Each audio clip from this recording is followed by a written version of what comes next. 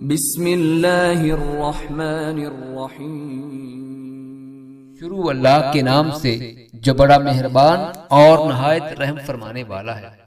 नबी करीम सल्लल्लाहु अलैहि वसल्लम ने इरशाद फरमाया, जो शख्स किसी मुजाहिद को जिहाद के लिए तैयार करे या किसी हाजी को हज के लिए तैयार करे, यानी उसके असबाब फराम करने में मदद दे या उसके पीछे उसके घर की देखभाल करे या किसी रोजादार को रोजा अफ्तार कराए, तो उसको उन सब लोगों के जितना सवाब मिलता है, बगैर उसके कि उन लोगों के सवाब में कोई कमी हो।